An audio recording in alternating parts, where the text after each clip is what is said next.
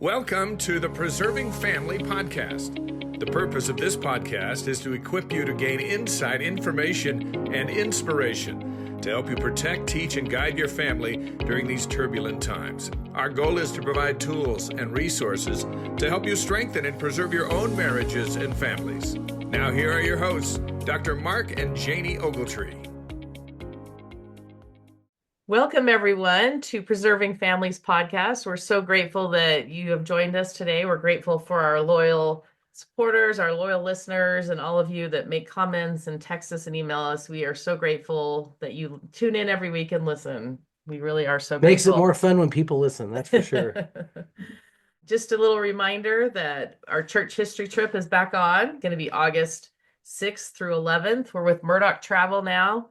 And it's going to be a wonderful trip. We already have people signed up. And so if you are interested in coming on that trip, please contact us at preservingfamiliespodcast@gmail.com. And we'd be happy to give you some information and send you anything that you need. Today, we are so excited. We have an awesome special guest. All the way from Philadelphia, for sure. Our daughter, Callie, lives in Philadelphia. She is the mom of two beautiful little children. Her husband's in graduate school back there, and so they are living life in the city. We asked her to come on our podcast today because she was an amazing missionary. She served her mission in the Oslo, Norway mission, or I guess they say the country first, right? Norway, Oslo mission. And she even met her husband in the mission, so that's awesome. They both speak Norwegian. Well, we should clarify that there was nothing shady happening there, Callie, at all. Yeah, Tanner loves to joke around that P days were fun, but I always have to clarify. I always just tell people that Tanner had an electrifying handshake. That's all it took. One of those awesome stories that he was her zone leader and all that, her AP. So I think they just sought each other out, but after the mission. So super fun. But she also then came home and taught at the MTC. And she's an incredible teacher. She was an incredible missionary. And so that's kind of our topic today. So we had to pull her in as kind of our expert. Although she would not consider herself an expert, but we think she's a pretty dang good missionary. So Callie, welcome to the podcast. And I want to tell everyone this because I know Callie's feeling bad right now. Like she's feeling stupid that we've said all these. But we could also say that as a kid, Callie was the most destructive kid that we've ever had that did thousands of dollars worth of damage to our house. And we are so grateful that she has a daughter named Sailor that's following her footsteps, right? And giving her a run for her money. Yeah, exactly. She's giving it right back to me. Well, Callie, thank you so much for taking time to be here. Yeah, I do love this topic. I'm not an expert in any ways, but I do love the topic of missionary work, and I think it's so important. Just from teaching at the MTC and also being a missionary, and then I taught seminary for a little bit in Dallas, and then went on to be the youth Sunday school teacher. I feel like I'm constantly surrounded by youth and missionaries, and there's just a lot of work that needs to be done. That's right. That's Amen. Right. To kind of lead us into this, I just want to share a little bit of data here for a minute. We always like to talk about some statistics, but we had a huge uptick in missionaries going into the mission field in 2023. There was an 8.5% increase. So today we're sitting at about 72,000 missionaries, which is incredible, serving in more than 150 countries. So a lot of people are aware that 36 new missions were created in 2024. So our problem isn't that we're not sending missionaries out, right? We're getting them out there, and that's the good stuff. Here's, though, some interesting data that we'll share as well. There was a study done a few years ago. The sample came from Utah Valley University. And here's what they found out. Of missionaries who came home early from their missions, 36% came home for mental health issues, 34% for physical health issues, 12% for unresolved transgression, and then disobeying mission rules, 11%. But overall, what they're saying is about 6% in their study, about 6% of missionaries were coming home early. Another study suggests it could be closer to 30%. That sounds way too high for me. I don't think it's 30%. We don't see that in our stake at all. Of those who come home, 35% are young women, and then 29% are young men. So a little bit more young women come home early than young men, but that kind of sets the stage for what we want to talk about, which is not only missions a little bit today and preparing our youth for missions, but how missions prepare us for adulthood and for parenthood and for marriage and family, and how we as parents and grandparents can help prepare our children for the mission field. So Callie, first question for you today is, how did you decide to launch out into the mission field? For me, a big part of wanting to serve mission was I was very blessed to have 6 older siblings above me serve missions. And that, I feel like for me, that played the biggest part. Was I remember when my first few siblings went out thinking, I'm not going on a mission. That sounds terrible. But the older I got, the more I matured, the more I learned about the gospel. I remember distinctly one of my sisters sending her like last final email, and I remember just having this really strong impression that I needed to go read it in private. And so I went up to my room and I started reading it, and it was probably like my junior year of high school. And after that, it was just like, I'm doing this. Like, how could you ever pass this opportunity up? Did not mean to get emotional, but I feel like ever since then, just seeing other people's experiences of like how, like how missions change you, just how amazing they are. That's what made me want to go. But obviously, tons of little experiences throughout growing up of just, I loved the gospel. I loved the message of the gospel, and the gospel had blessed my life so much. So I wanted to, have everyone experience that. So there was a lot of things, but I feel like that was a moment for me in my life where I was like, I'm going. Well, Callie, it's interesting that you say that your first impression was like, oh, that sounds terrible. I'm not doing that. Yeah. And then you turned into, yes, I'm doing that. So what was your impression of missions back when you were younger that made you think, oh, I'm not doing that? It's probably just my stubbornness of like, all my siblings are doing it. I don't want to just do this because all my siblings are doing it.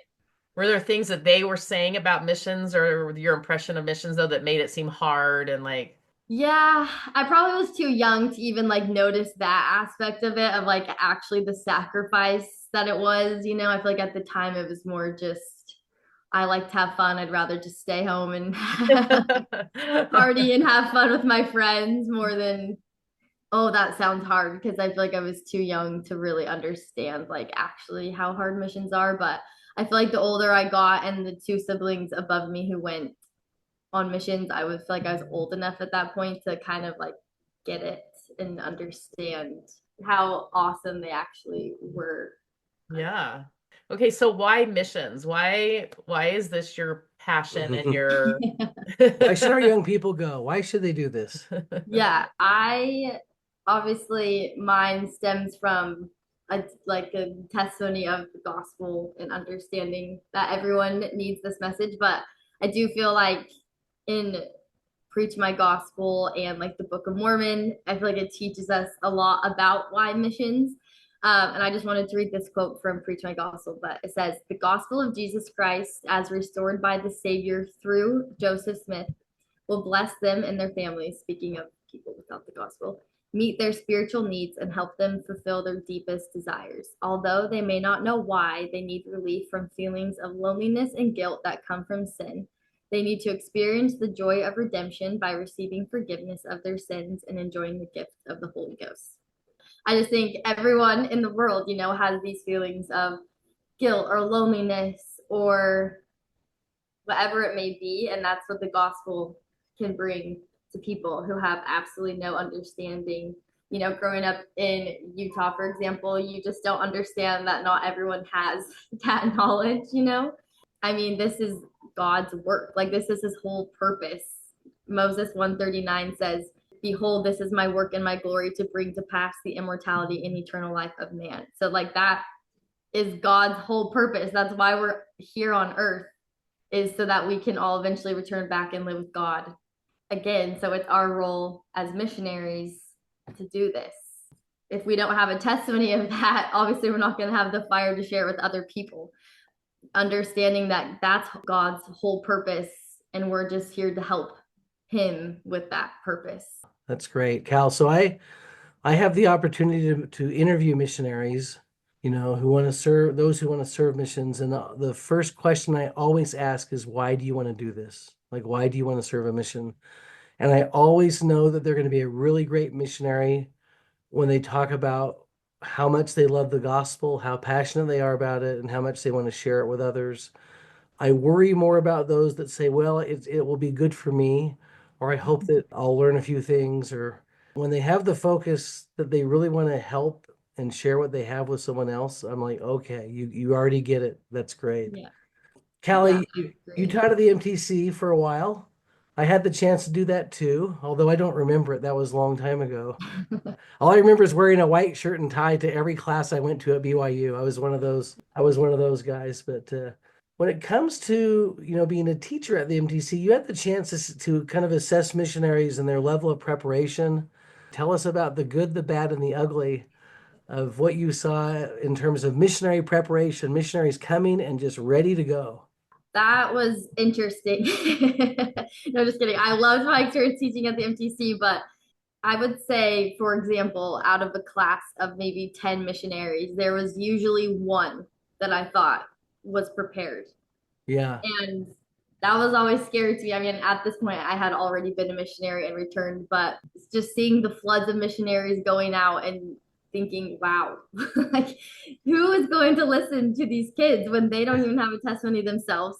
They can't talk to people, like they have no social skills, they have no coping skills, they don't know. Like, I remember distinctly a day I asked my missionaries to open up to First Nephi, and I probably had 4 missionaries ask me where. They were like, is that in the Book of Mormon or the New Testament? Like, they couldn't even tell me or they couldn't even, like find that. And I feel like that is such an issue.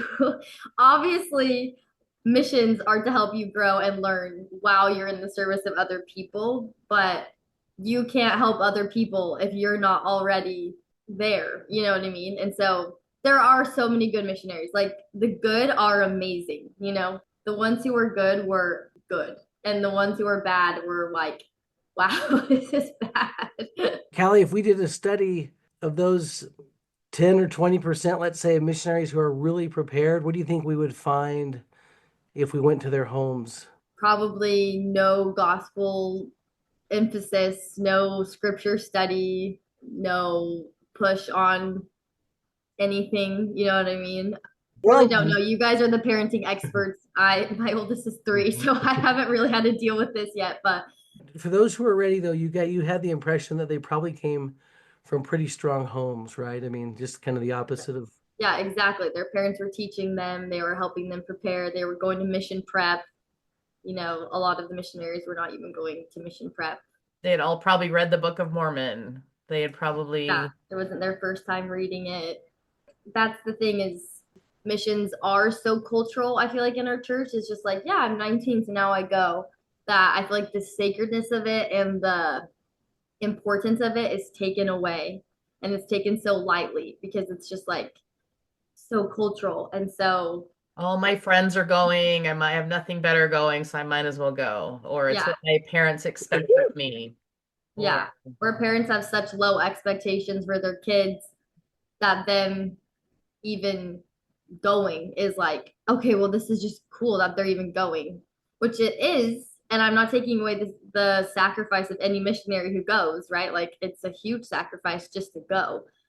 But to actually go and change lives and change your own life, you have to be prepared. I was thinking of this quote from President Monson, and speaking of the scripture from the Savior who said, for whosoever will save his life shall lose it, but whosoever will lose his life for my sake, the same shall find it. Thomas Monson said, I believe the Savior is telling us that unless we lose ourselves in the service of others, there's little purpose to our own lives. Those who live only for themselves eventually shrivel up and figuratively lose their lives, while those who lose themselves in service to others grow and flourish and in fact save lives. Sorry.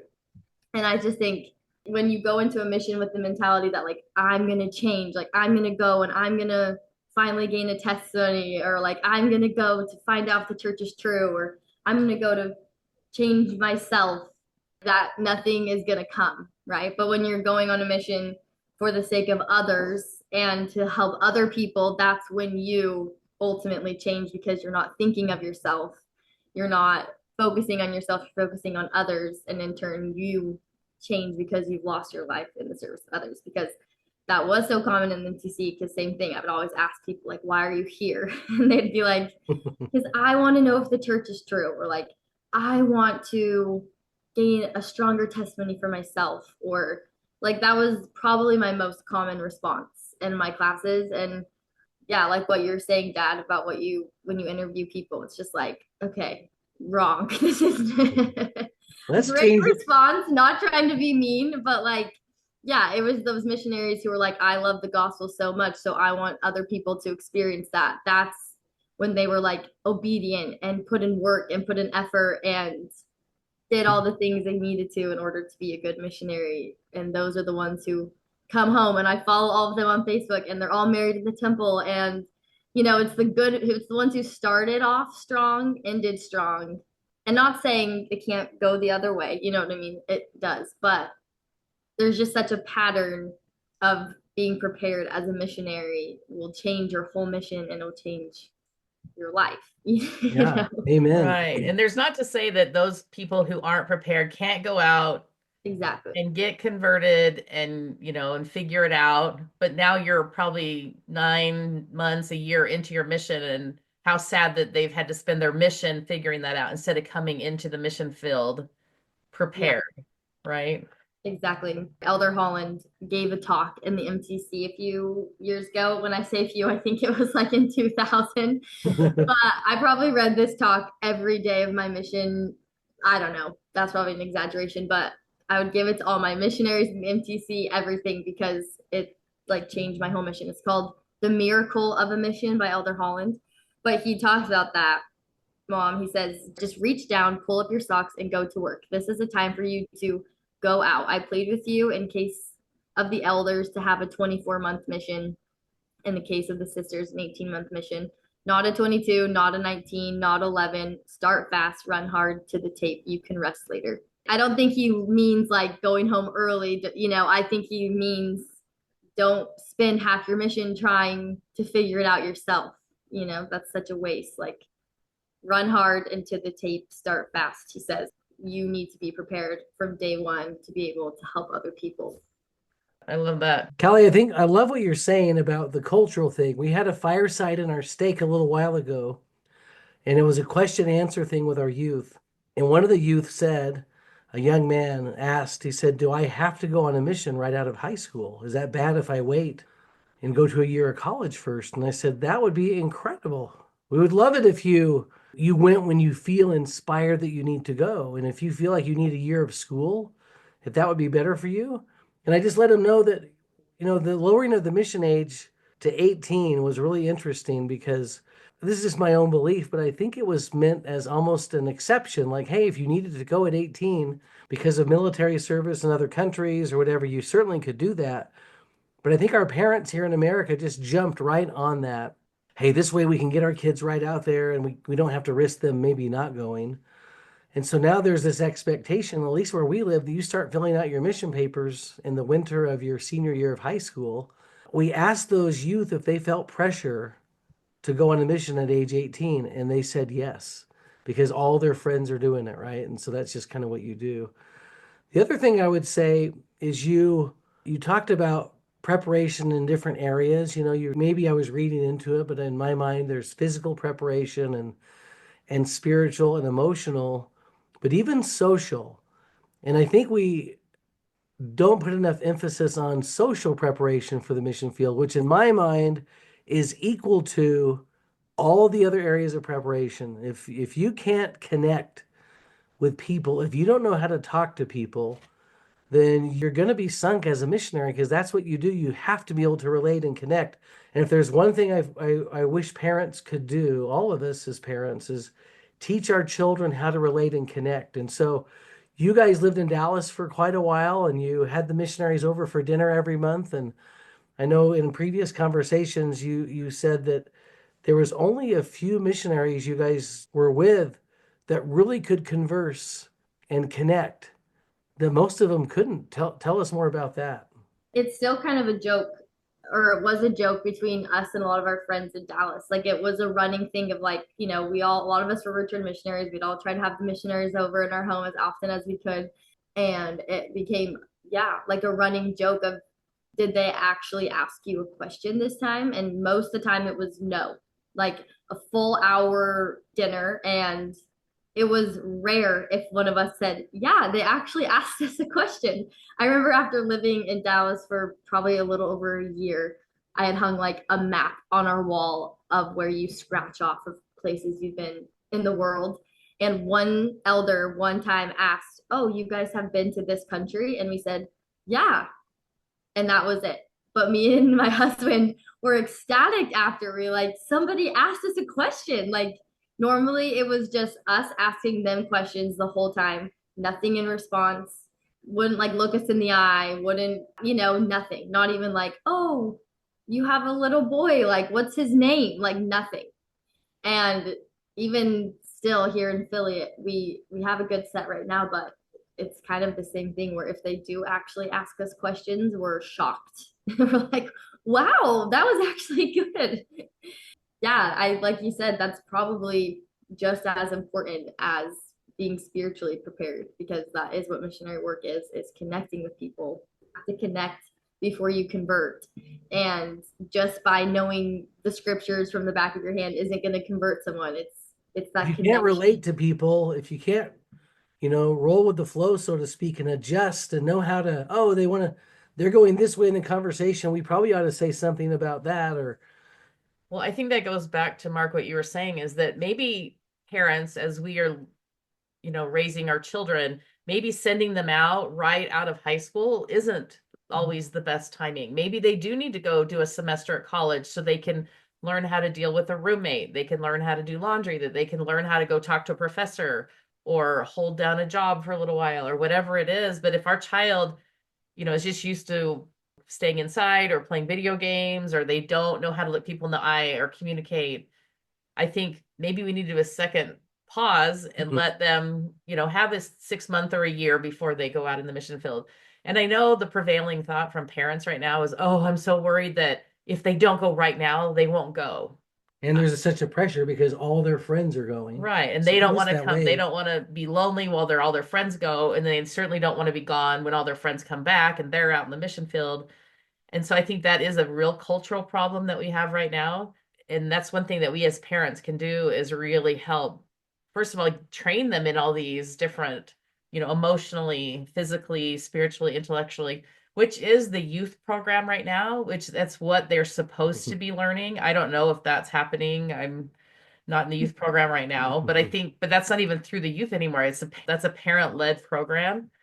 And so we as parents need to be checking in with our children in all those areas. And if we see areas where they're maybe lacking a little bit, we need to help them develop those skills. Maybe intellectually, they need to learn how to converse better. Maybe physically, we need to get them exercising, if they're not used to walking 6 to 10 miles a day.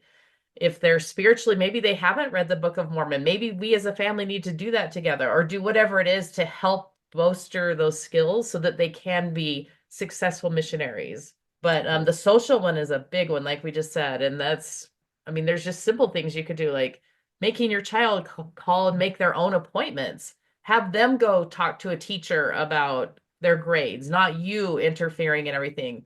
Have them go on home teaching or ministering visits with you, and they have to do the lesson. They teach them how to talk to adults, how to look them in the eye. Callie, that's one thing I love about you. You have a little 4-year-old, and that's the first thing you always say is look them in the eye and talk to them. And you're training them from a 4-year-old, to have those skills necessary to be a successful missionary. But parents, that's on us. That's our job. I think they can go to mission prep all they want, but unless we're teaching and reinforcing those skills at home and making sure that they are prepared, then they are not going to be successful. So, Callie, I think that's a great transition question is just what do you see as the parents' role in preparing their sons and daughters to be missionaries? Obviously, all those things we just explained, teaching your kids to fend for themselves. Don't be a helicopter parent and do everything for your kid, or they're never going to learn these skills. Teaching the gospel in your home, teaching your kids to do hard things, teaching your kids how to cope, because it's crazy how many people just get out into the mission field and just crumble because they can't do hard things. They can't deal with challenges.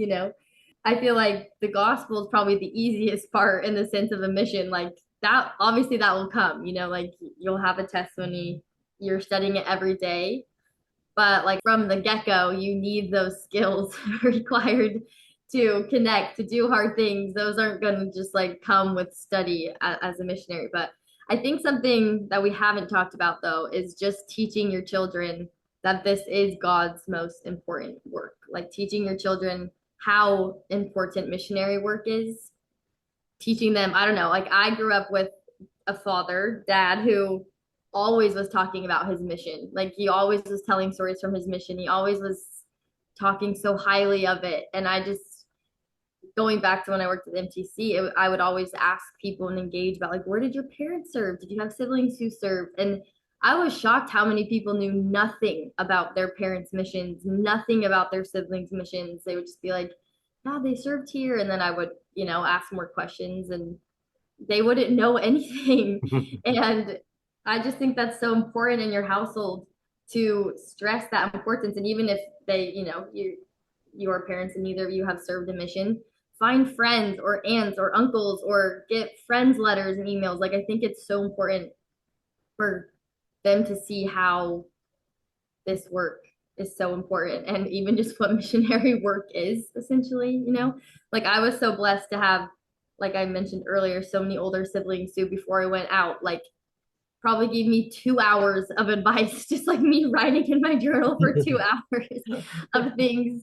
But it was awesome. Like I probably read that once a transfer, and it would always spark a new idea or something. But I love that, Kelly. I remember one time hearing of a missionary that came home early because he said, I had no idea that's all you do all day is walk around and knock on doors and talk to people. And we were like, how did you not know that? Like your parents didn't mention that to you? Nobody no one helped you with that. 18 years mentioned that to you, that's kind of what you do on a mission. Yeah, exactly. So, yeah, again, as parents, if we're not helping prepare them in every aspect of, okay, here's the, like you said, the good, the bad, the ugly of missions. Here's what you have to know. Here's what you're going to be doing all day. I mean, luckily in our stake, we have a great mission prep classes that the kids start attending, their junior and senior year in high school. But I know there's maybe children or kids in the mission field that don't have that opportunity. But then we as parents have to create that mission prep class in our home. We cannot just send these kids out and hope that they're gonna, swim, because they might sink really hard if they have no idea what they're getting into.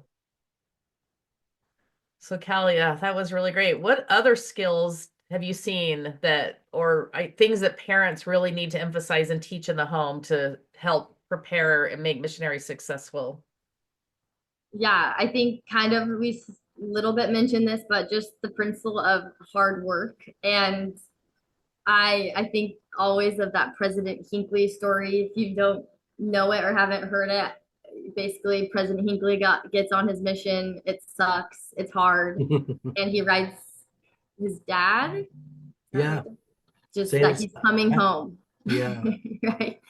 And his dad responds only this in the letter. He just said, forget yourself and get to work. And that is exactly what a mission is, right? It's just for getting yourself and going to work. And I think that's so important to, President Hinckley's dad was such a great example of just letting your kids struggle, letting your kids do hard things.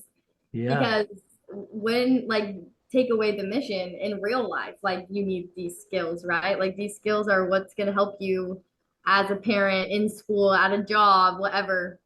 But my first area of my mission, so as I mentioned before, I served in Norway, and I was, so excited. I had all these like visions in my head of what it was going to be like. Like riding on a sleigh with reindeer and Yeah. Yeah. Seeing Elsa. Yes, Yeah. exactly. Just like this magical, and yes, Norway is beautiful. It is magical. But my first area was this tiny, tiny island called Ålesund, and very up north. I get there. It's a branch of maybe zero. It's like a branch of two people on a good day, maybe five if you're lucky, and the type of area where every week we were praying for miracles so that we could have the sacrament. Like, because for a time we didn't even have elders there. So it was just like, please help there be tourists so we can have the sacrament today. Oh. The branch president was, I don't even know, quasi active himself. And it was just the craziest area. Like, it was probably the most beautiful area in our mission, but the hardest area. And I would just think all the time, like, why is this my first area? This sucks. Like, And it was just you and your companion, right? In this area yes, where no literally other. so lonely. And I had just come from the MTC where I got so lucky, and my best friend ended up being in my district in the MTC. So I feel like my MTC was so smooth. Like, I literally had my best friend with me. And then I get here and I'm like sent up to Timbuktu, like nobody around. Anyways, it was very hard, but that would go through my mind all the time of just like, forget yourself and go to work, because there's so much work to do here, obviously, because there's two people who are active. I don't even know if I could consider them active. Anyways, and we saw so many miracles in that area. We had a few baptisms, which all I'd heard before going to Norway was you don't baptize. Like, I probably was told that 12 times, like, just be prepared, you don't baptize. And which is fairly true. It's a very hard mission to baptize, as Scandinavia is very atheist, but we saw so many miracles because we literally just worked our butts off, and we found people to get baptized. We had people whose like moms wanted to get baptized, and it was just crazy. It was just like the coolest experience of how much hard work can pay off, and obviously it was so hard. It was so challenging, but just having that like work ethic. And Callie, that's a great point you make, because talking about the easiest area in the mission to not do anything. I mean, if they sent two missionaries up there that 10 hours away from the civilization, they could have easily just not done a thing and no one would have even really known, especially in a branch with two or three people. I mean, Yeah, totally. so I credit to you think we guys did for like working hard.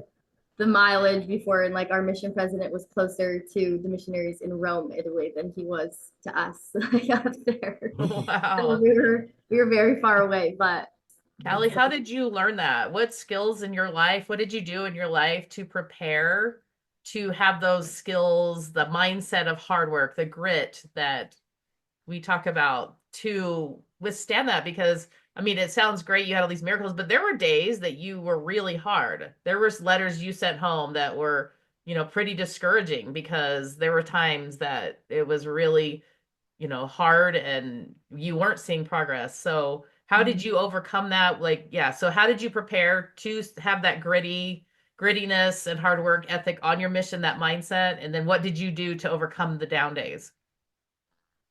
I don't know exactly what I did to prepare. I think probably my parents just like helped instill that in us. Like, we were always required to work hard, and I feel like that was heavily emphasized in our home, was like to work hard. And I remember dad always saying, like, we may not be the smartest, but like no one can outwork us. And That's a great family motto. Hey, we are so dumb, but we can work hard. No, We not that in the we're walls dumb, as we but do. no, not that we're dumb, but I just think like Right. There's somebody like, always smarter, brighter, right? Yeah. yes, there's always going to be somebody smarter than you, but like you can always be the hardest worker, Right. and The idea was that was something you had control over for sure, right? but I just think that, as well as, again, going back to just having examples and role models in my life of like I don't know. I remember one of my sisters gave me, I can't remember what, like where it's from, what apostle said it, but he basically said that our all is a small repayment for his all, referring to Christ. And that was something I like always write on my planner, is just like our all is a small repayment for his all. Like Christ gave everything he had for us. Like the least we can do is give him 18 months or 2 years of our time to like help him out a little bit, you know? And just having that mindset, I feel like fueled me a lot. Just, you know, and all goes back to having that strong testimony of the gospel. Because if you don't care what Christ did for you, or if you don't know what Christ did for you, or if you Don't know, believe are the still church is questioning it, if you don't believe the church is true, you're not going to go yeah, out every day and hit the yeah. Like streets if and you're curious about Joseph Smith, why are you gonna go tell people to read the Book of Mormon? You know, like it all goes back to having those skills. And I just wanted No, to share. in a burning testimony. I mean, you're right. Yeah. And I think back to really fast, going back to this area that I was in that was hard, crazy, lonely, all the things in the midst of this, like getting thrown into this area in my mission. I'd only been in the mission field for maybe like 2 months when my grandpa passed away. And it was like such a hard time because obviously I was in the hardest area you could ever be in. And like there's all my family at home. They get to, you know, comfort each other, be together, share memories together, laugh together. And I was very close to my grandpa, so it was very hard. And here I am in this crazy small, don't know a soul area in Norway. And it was like probably one of the hardest times ever. I just felt so lonely, so discouraged, didn't know the language still. I have no one to mourn with me about losing a close relative and all the things. But I just remember, I just, that was the first time I'd ever really lost someone that I was close to, and really starting to question like the plan of salvation. I was like, I've never even had to really even think about that. Like, is that even real? Like, is the plan of salvation like, I don't know. I was like, will I ever even see my grandpa again? Like, is this real? And anyways, so I just was determined to find out for myself if that was real. And I remember having the coolest experience one night praying and just honestly feeling like my grandpa was hugging me. And it was so sweet. And I just felt like everything changed in that moment. And I just felt like I know that there's a plan of salvation. And I felt so inspired to tell everyone. And that became our message. Um, sorry, sorry, I didn't think I was gonna cry, but anyways, I just felt like, wow, God just gave me this like really cool knowledge that sorry, let me get myself together. Then I just anyways, I was just thinking like, wow, God just gave me this cool knowledge that I've never really even had to like think about myself. And like everyone needs to know this. Like this is crazy. And then after that, it was actually crazy how like literally, I kid you not, the next day I remember we were out on the streets proselyting and we ran into a girl and started talking to her, and she had said that her dad had just died. And I was like, what the heck? Like, this is crazy.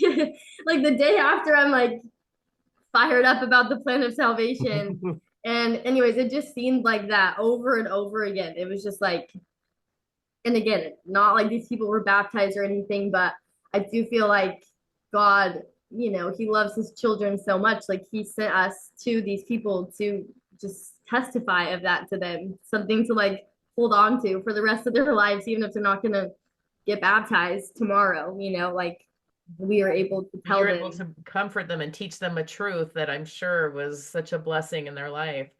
And that goes back to the point is I love that if we prepared these kids ahead of time, they can go into the mission field already knowing for themselves. And I love that phrase from the Joseph Smith history is that, you know, that he knew and God knew and he could not deny it. And when you have missionaries like that, they go out and are so powerful because they know for themselves now that you were able to bear testimony and witness for the rest of your mission that you knew that the plan of salvation was true. How incredible is that versus somebody who hopes it is or has been told it is or thinks it is. Yeah, And exactly. that's just Yeah. amazing. Thank you for wrapping up my point. That was my whole point of the story is how important it is to have a testimony of those things, and Yeah. that is what parents can do to help their kids prepare is to actually teach the gospel in your home so that kids have a testimony of it. Callie, just as you're talking about what parents can do to help their children prepare for missions, I think there's some things they can only find in the mission field also. As I've watched our children serve missions, it's been amazing to me, like just like the story that you just told. You probably couldn't have had that special sacred opportunity at home because you would have been surrounded by family, comforting each other. Maybe you wouldn't have relied on the Lord so much. You know what I mean? You would have just relied on family. But I love that in the mission field, you turn to the Lord and relied on Him. And I love that our children served missions before they were allowed to call home whenever they wanted to, and several times a week because you guys didn't have that opportunity. You had to turn to the Lord in hard times. And I know for each of our children, they had moments like that where it literally brought them to their knees, where they had to rely on is Heavenly Father. And so their lives were changed and they had those sacred opportunities and which again only the mission field can bring, which I think are so sacred and we probably don't know half of them because they're just between all of our children and the Lord, but we do know some of them and it's life changing, and so I think as we think about our children, even if our kids maybe aren't totally converted, but they go with the flow, go with the culture and get on missions, that's still such a blessing because hopefully they will have those opportunities to learn and to grow. Yes, is it better that they go prepared and they already go with a testimony? But I don't think that happens in all the cases. But wow, so great that they kind of go with the good peer pressure and get on a mission because then if they go with an open heart, they do have the opportunity to have those experiences, to get changed, to get converted and come back new people. And I just love that about missions. Okay, Callie, that we can feel your passion and love of missions. How did your mission prepare you for family life? Now that you're a mom with two beautiful children, you have a great husband, you've worked for a while, but now you're back in grad school, like all the experiences that you have and will have going forward. How did your mission help and prepare you for the rest of your life? In a billion ways, but I think of this going back again to that talk, the miracle of a mission. This is what he says about this, which I love that he highlights this in his talk to missionaries at the MTC. But he says, there will be other ways that you will do the most important thing in the world. Speaking of to the missionaries, talking about how missions are the most important thing in the world. And he says, not the least of which is to be a parent. That will engage you in the saving of the human soul. More tender because you get to raise that human soul and love it and take it on to eternity, but it will still be the same work in God's eyes and in the records of heaven and the economy of the plan of salvation. This work and parental work and church service for the rest of your lives and temple service will forever bring you into the eternal ranks of the work of angels, the works of the priesthood, the works of the prophets and apostles for as long as they have lived. And so forgive us if we are very serious with you about this. And I love that because, right before that, he just talks about how, there's fire in his eyes about how important missions are. And then he has that same fire in his eyes about being a parent. But I truly think that my mission prepared me more than I even anticipated. Like when you come home, you're just like, wow, that was amazing and I'm changed.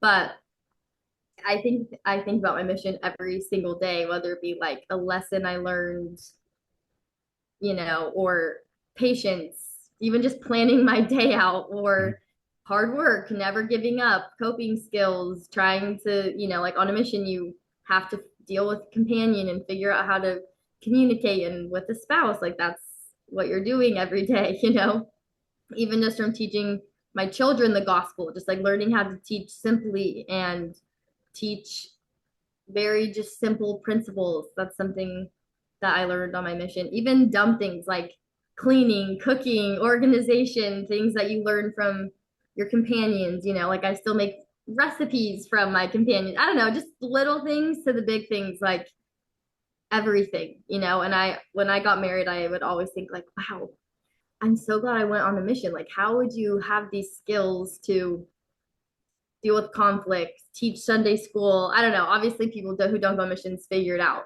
It was probably just for me. I needed that. But it's just everything. I don't know. What would you say? Well, I love Callie watching you. I love watching you because in some ways I think you're probably a lot like me, where maybe not as patient as others are, as mom is, for example. But to watch you as a mom and to see how patient you are with your children, which I'm like, oh my gosh, when Callie was 12, she would have thrown that kid up into the attic or out across the yard. And to see how delicate and how tender and how soft you are and how patient you are with your kids, I'm like, she learned that in the mission field. I mean, that was great. That's great to watch. It's great. It's fun for parents to watch that evolution of their kids, because I really think the mission field is where you can learn Christ-like attributes, how to be disciples of Christ and how to be Christ-like attributes. The family and the marriage is where you practice those skills. Now, you can learn them in other places. I don't want to make it like the mission is the only place you can learn that. I mean, mom obviously wasn't able to serve a mission because I married her and she was like 12. But but had she gone, she probably would be translated by now. Oh my gosh. Yeah, No, I think David, about that. Like on your mission, you learn how to develop Christ-like attributes, which that's something I did not understand before, or like that you could even do that. And again, maybe other people did, but I did not, and that was something my mission taught me. But I feel like that's something constantly as like a mom or like a what I'm trying to say, like a parent, a spouse. It's like, oh wow, I am not patient. I need to like start praying for that attribute and like working on it, because I feel like as a missionary, that's what you're constantly doing, because God will show you every weakness you have as a missionary, and you have to, you know, figure it out. And I also I would hear that all the time, like God will show you every weakness as a missionary, but I feel like it's the same in marriage. Like I feel like God shows you every weakness you have in your own marriage. But I'm glad I was prepared for that, knowing like, okay, I know what it's like to like know my weaknesses and have to like account for those. And so I feel like yeah. missions prepare you so much for parenting, marriage, The all the rest of your life. I mean, yeah, like Dad said, I wish that I could have served a mission, but it was always my goal. It's okay. I got Well, married and had kids instead. yes, we're that's gonna go. Honey, we're But still yes, gonna go. we're gonna go. But I've heard people say that there's not a day that they don't think about their mission or have used something from their mission for the rest of their lives. And I yeah. just think that's amazing. Elder Holland said, plan right now for the stories you will tell your children about your mission. Live right now in every way to look them in the eye and put them on your knee and rock them on your lap and tell them, as I'm telling you, that you loved every day of your mission, that you worked your head off, that you've never worked so hard in your life, that you were tired and sweaty and dirty and hungry, and you knew how Paul and Peter and Mormon felt and Moroni felt. And I promise that your children will remember and never forget it, and they will cherish it and hold it dear for their missions and the generations go. And I think that is so So important. cool. Going back to how parents can help their children prepare, is I feel like my dad did that same thing to us. And I feel like I hope to do the same things for my kids. Even just a few nights ago, we were showing our little boy pictures of our mission. And it was just so fun and cute just to be able to, you know, like hope that for him one day. And you know, that's such an important role parents can play, is even if they didn't serve a mission, just to help them in their heads, instill that in their minds, how important missionary work is. You know, as Elder Holland says, it's the most important thing you can do here on earth is to teach people the gospel. Yeah. So, I love that. I think there's kind of a prevailing attitude that I hear a lot is people telling their kids, just go try it out. If you don't like it, you can just come home. Or, you know, just give it a shot. Or if you don't like it, just come home. And I just think that's so sad, because are you going to tell them that in college? Are you going to tell them that in a marriage? Like, just try it out. And if not, just quit, you yeah, know? like you can just quit. Teaching your kids to quit. Yeah, but I think if parents themselves understood how important a mission is and what their kids are doing, and again, if you don't serve a mission, you can go on and live a wonderful, great life and, you know, and eventually learn. I mean, I didn't serve a mission, so you can still learn the same lessons, but I always say, wow, it took me so much longer to learn the lessons that my daughters and my son learned at age, 18, 19, 20, 21. And it's taken me way longer to be comfortable teaching a really exciting lesson, being comfortable talking to somebody else about the gospel, having those skills of patience and working with companions and all those kind of things. So if we can get our kids on a mission, I think it's just an amazing thing. But I think we need to be encouraging and not give them the out, not let them be like, well, okay, well, just come home if you don't like it. No, eke it out, but then again, help them with all those other skills and developing testimony so that they want to stay out. They see the value, they see the reason, of gathering it. They are playing such a huge part in gathering Israel, as President Nelson has talked about. Yeah.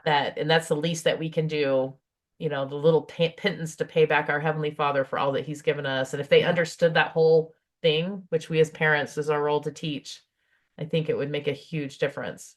You reminded me of the funny story of one of our good friends who just told the story of their son who on the first day in the MTC, his companion said, "So you're going to stay the whole time?" He's like, "You mean today?" And he goes, "No, for your mission. Are you gonna do the full 2 years?" He said, "Well, yeah, of course." And he goes, "Oh yeah, my parents said I don't have to if I don't want to." I'm like, "Okay, well, great. That's great parenting right there." No, like, why as a parent would you want your kid just to have that mentality their whole life? Like, just quit when it gets hard, Yeah, it's good. We Like, don't. life is so hard, and you want to teach your kids to do hard things and persevere. But I just wanted to end with this last quote again from Elder Holland's talk because it's the best talk. But he said, I had a missionary ask me once if I would give my life for the church. I said, Elder, I am giving my life for the church. And I knew what he meant. What he meant was, would you die for it?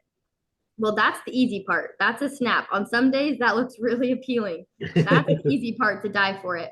Well, what God needs is people who will live for it, people who will go the distance, people who are at this race we're talking about that will go all the way to the tape. And some may die along the way, and that's wonderful. But He needs people who will finish the work. He needs people who will wrap this up. And that's the pledge I make to you. And that's the pledge He asked. We're in this together. So, I love that. yeah, no, just to finish is that we need people who will live for the gospel. And I think slowly dwindling, people are leaving the church for dumb reasons and I don't know, whatever your reason is. But I think what is most important these days is for people to live for the gospel, and emphasizing this in your home is the only way it's going to work. Well, I think that also says something else to me, and that's it's not that we just want to get our kids out into the mission field, which I think a lot of parents do, just get out there. But we want them to, like Elder Holland is suggesting, to be difference makers, to be leaders, to be rock solid missionaries that can make a difference. It's not about just going, it's about being useful and helpful and a life-changing missionary that can help change other people's lives. So we have friends that have served as mission leaders, and they're just please just their prayer, please send us good missionaries, people that will actually work and not be problem missionaries, people that know how to go out and kick tail. So Callie, in conclusion, will you tell us again the name of that Elder Holland talk if people are interested in looking that up? Yeah, it's just called The Miracle of a Mission. And it's just like a WordPress document on Google. I did a search for it last night and it came right up. So yeah, great. It's the first thing that comes up. But Cal- yeah, if you have a missionary going out, print this out, make them read it as often as they can. I love that. That's a great talk. But even, every member a missionary. So we all probably we all need it, right? Callie, thank you so much for being with us. If you lived here, we would take you somewhere to eat lunch today, but you don't. So I guess we'll just have to do that next time we see you. Yeah. We always like to give an invitation at the end of let's do something. And one of the things I thought of is when I was your age, Callie, there was a book written by Joe Christensen, who later became a member of the Quorum of the 70. He was my MTC mission president. The book was called Making Your Home a Missionary Training Center. And I think that would be a great invitation to all parents, even if there was just one thing a month that we focused on, whether it be a social skill or learning how to work hard or whatever it is, but we can make our homes a missionary training center. Your home was a missionary training center the other night as you're showing Stockton those great pictures of you guys in the mission field. I mean, it could be little tiny things like that, but we're creating this culture of missionary work in our homes where our children not only know that they're going to go because they want to, but they actually want to be great missionaries and not just go and take up time and space. So that would be our invitation today, to find ways to make your home a missionary training center. Grandparents, you can do the same. We probably could do a little bit more with that ourselves as when our grandkids come over. Everyone, thank you so much for being with us today. We're grateful for you and for your wonderful support, and we look forward to being with you again.